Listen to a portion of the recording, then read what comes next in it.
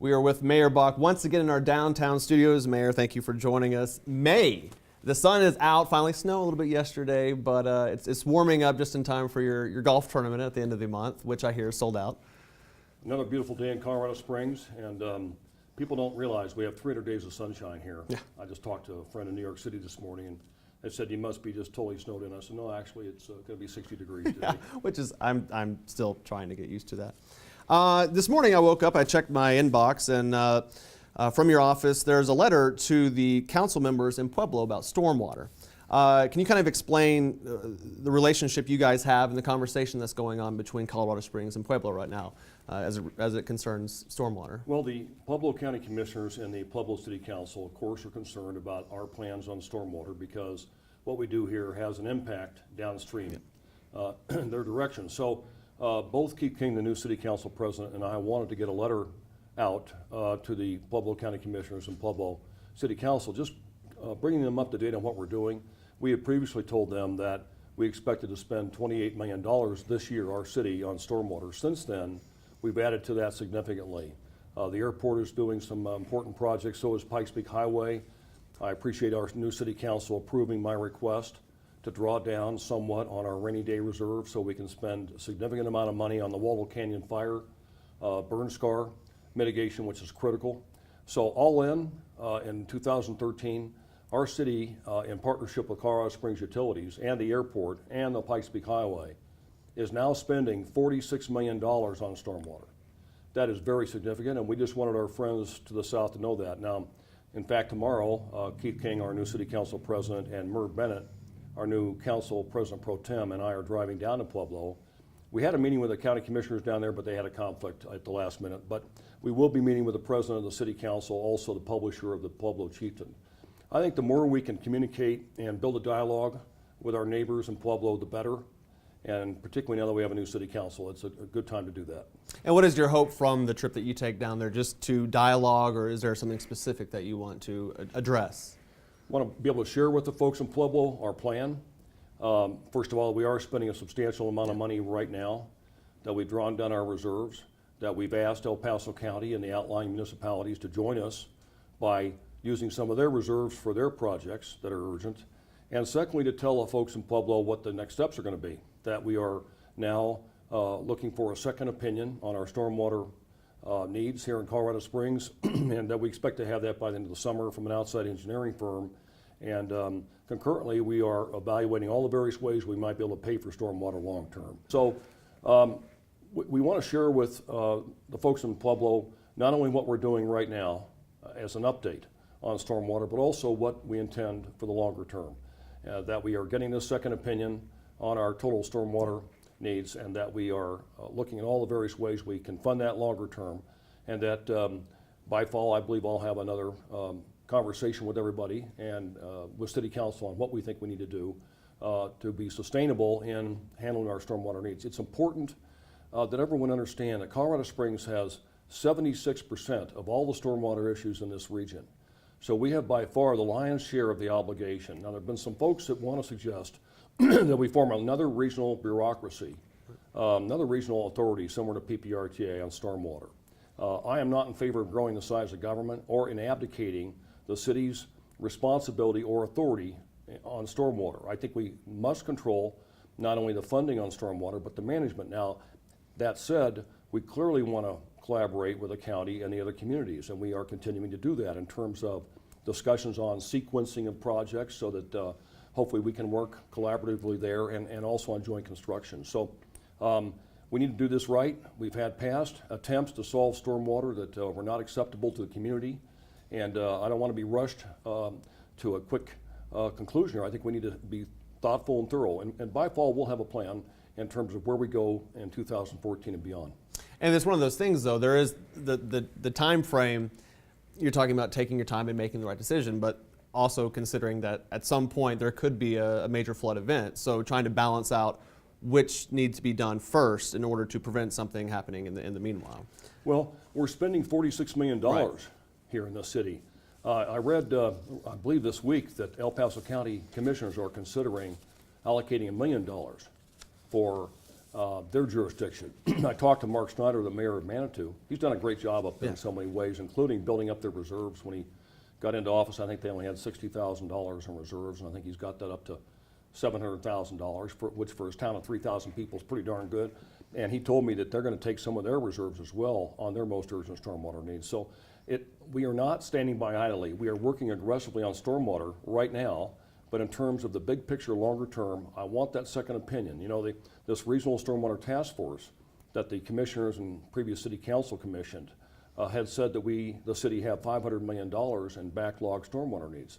Now they've increased that to almost $700 million. That's a huge number, and I really think we need to verify what truly are our stormwater needs, and then prioritize those, and then determine what that amount is. That's where we have to start, and that will happen here within the next few months.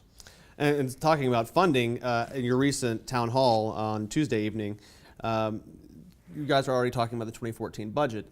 And an interesting thing, I found this actually really interesting, you break it down in pie charts very easily for people to see where the money is coming from and where the money is going to. And even on the back side of it, you're taking the opinion of the citizens here on what they think money should be spent on and come from. Talk about this process and this open conversation that you guys are having with the citizens about the money that's coming in and where it's going in 2014. Well, Tuesday night we had our 4th town hall of the year. We're having one every month all around the city, and expressly to engage with our fellow citizens to get their ideas on what our priorities should be, as well as inform them on the reality of our situation. We do not have enough resources to do everything we'd like to do. That's just a fact of life, not unlike other organizations and us personally probably. So it's just a great opportunity to have a dialogue with again, my fellow citizens, and to help them see how we do spend money in the city. And there's some good ideas coming back. We are not going to have enough money to do everything everybody wants to do. I believe strongly that we must deliver, as I believe we are now, high quality core services. It starts with public safety, and at the top of that pyramid is the police function, and also the fire department function, and then certainly infrastructure and transportation and parks. So it's just a great process. I really encourage people to come out to these town halls. You can go to my website, boxoffice.com, to see when they're going to be held and where. I just very much appreciate the chance to visit with my fellow citizens. Yeah, and one of the things you touched on briefly was the fact that there are a lot of things in terms of the police department where they're getting 2.5 basically police officers every month through the end of the year. So that's 50 police officers. That's really something. Safety is something that, one, you're taking very seriously and we're doing something about. Well, we are adding 50 police officers this year, and I believe about 25 community service officers, 30 firefighters. We're doing all that on a flat budget. Yeah. So that's important to know that we have worked hard, our entire staff. I'm so proud of our people in city government all across, and who have found efficiencies in lots of different places that we've been able to redeploy those dollars for public safety. So that is essential. We still are not going to have enough police officers, in my opinion. These cameras downtown, these security cameras have really helped us. We're looking at a new lighting system, John, LED lighting system. Chattanooga, Tennessee has done that. A variable wattage LED light bulb, which let's just say right here on Tejon Street would be your normal ambient light. But if there's a reason that we need a lot more light, a police officer in his or her car could push a button, and it's noontime. Yeah. I want to be here the first night that happens just to see that. So that's innovation. LED light bulbs cost less to operate, so hopefully we'll get a break in our utility bill from utilities. Hadn't happened yet, but we're looking for that. But so we have to find ways to have what we call force multipliers, both for police and fire, and both those departments are working hard to do that, to reinvent, to rethink everything they're doing. Yeah, and that was a theme that you were you kept addressing at the town hall, was change the way things have been done, change the thinking about how things have been done as you approach some of these subjects. One of these subjects, in terms of city employees, I know it's not you don't make it your business to speak about op-ed pieces and opinion-based blogs, but the fact is there have been a lot of high-ranking positions in the city that have had turnover recently through resignations, retirement. In your opinion, what is the reason for that number? Well, first of all, we have a new form of government. We're 2 years into it. And we're in the process of changing a culture from what I would view as a regulatory agency mindset to a customer service approach. I'm a new CEO, new mayor, and so it's typical in an organization when there's a change in direction, a new CEO, that there will be some turnover. I think what you may be getting to is the concern of some people as to what some in the media have been calling payoffs or severance. First of all, these are people, let's just take Rich Brown, the fire chief, who just retired Sure. Tuesday after almost 33 years. And God bless Rich Brown, great American, tremendous patriot for our city, advocate for the fire department, one of the most courageous firefighters ever over many, many years. Great leader. He's earned retirement, and he wanted to do it now. But I said, Rich, I got to have some help here for a few months because we're right in the middle of this look at outsourcing or getting an RFP response on ambulance services as well as these neighborhood clinics and other matters relating to the fire department. So I said, would you be willing for a period of a few months to help us with your institutional knowledge and your historical perspective and give me time with you one-on-one? And he said, sure, Mayor, of course I'll do that. Well, so I'm continuing his compensation. Now, in the meantime, I named Tommy Smith as interim chief, a great guy, been with the fire department, I think, 23 years. So I named him as interim chief, and folks should know that when we do that, when we name an interim like that, we increase his pay by, I think, 10%. I'm not sure exactly what his salary is. It may be $120,000 a year or something like that. So, monthly it's about $1,000 a month extra we're spending by doing that. So it's a judgment call by a CEO here. I think what's important is the big picture, which is, are we working within the charter? Are we working within the City Council approved personnel policy manual? And are we working within the approved budget? I mean, that's what's critical. We better not be spending more than what's been approved in the budget, and we are living within it. So I don't like to have all this turnover. Mark Earl left as the director of the airport, did a fabulous job for 10 years. It just came down to he and I really just differed on the direction of the airport in terms of at least the marketing. And so that change happened, but he's continuing to help us. He was in the middle of a number of projects, including talking to several airlines who might want to come here. So I just think what's important is look at the big picture and recognize that I'm going to make decisions in my best judgment to protect the citizens of Colorado Springs, and I hope that folks will, in the end, think that I did the right thing. Some of the good news is we have some new businesses coming to Colorado Springs. Two pretty successful ones in the last couple of weeks. Talk about that as you continue to make Colorado Springs the business friendliest city in America. Well, John, we are working hard, all of us in our city government, to become the most business and citizen-friendly city in the country, and I hope people can see that already. I'm so proud of all of our folks, and we've really unleashed the ingenuity of a lot of people in the city government. Even police officers, for example, seem to have more of a smile on their face, maybe, if I could detect that. And so I think that's instrumental in encouraging people to want to start businesses here, grow them here, move here. WH Pacific, which is a Native Alaskan-owned, very prestigious engineering company, was looking at moving their headquarters from Anchorage. And I learned about that, and I picked up the phone and called the CEO.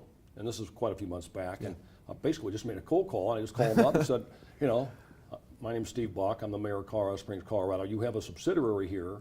We'd sure love to have you move your headquarters here. How can I help? And I think also the Regional Business Alliance did a good job there of encouraging that company. And now they're not only moving their headquarters here, but they're moving another subsidiary here, Acoma, another prestigious company. So those are two good news results. Just recently, we need to do a lot more of that. Yeah. Well, and I read that Pacific coming here, yes, they're going to bring some of their own employees down, but they're looking to fill the rest of those with citizens from this area. That's right. Most of the employees they'll have here will be local people, which is very important. Another open dialogue conversation that you have is about the homelessness in Colorado Springs. Where are you on that front right now?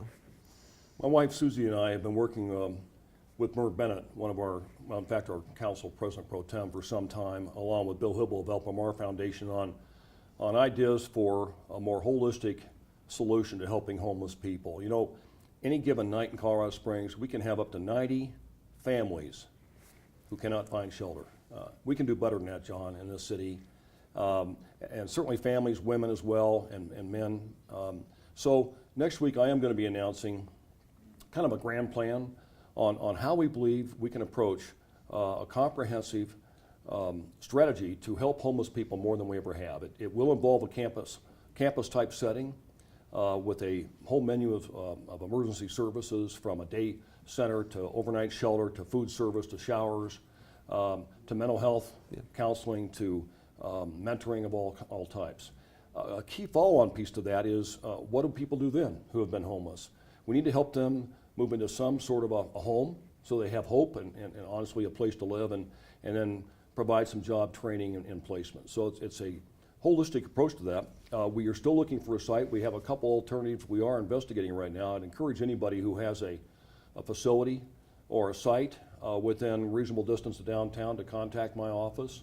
Our prominent issue is downtown, although there are homeless people on west side of town and elsewhere, but we think we need to have something within proximity downtown. So we'll be talking about that next week.